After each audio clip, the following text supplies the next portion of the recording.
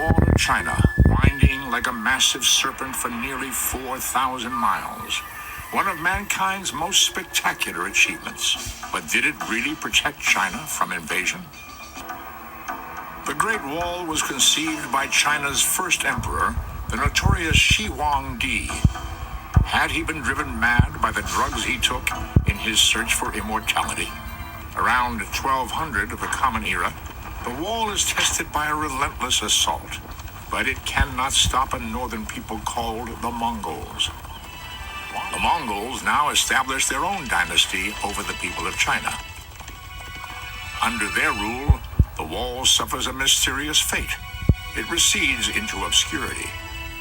The Mongols are driven out, and Chinese rule restored to China.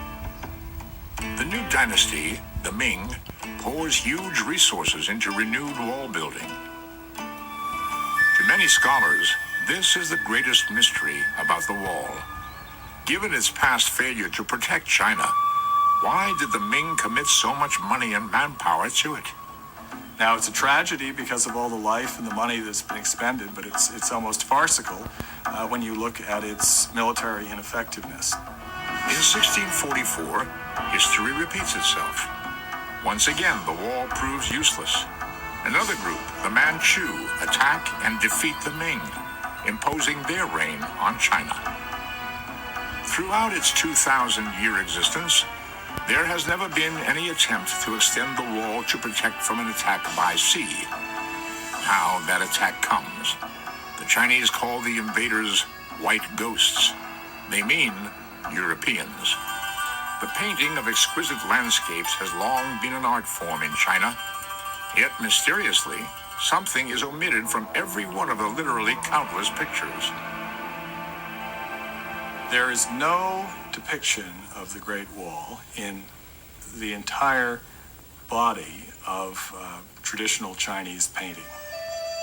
Perhaps the mystery is partly explained by the fact that most Chinese despised their wall.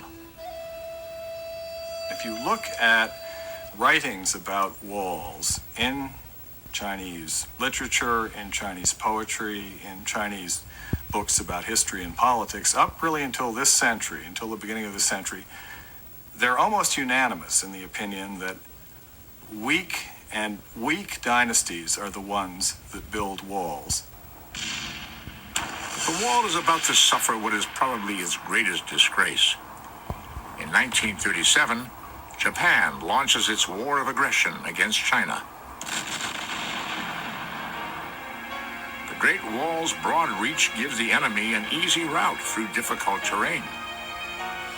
30 years later, Mao Zedong's Cultural Revolution condemns the wall.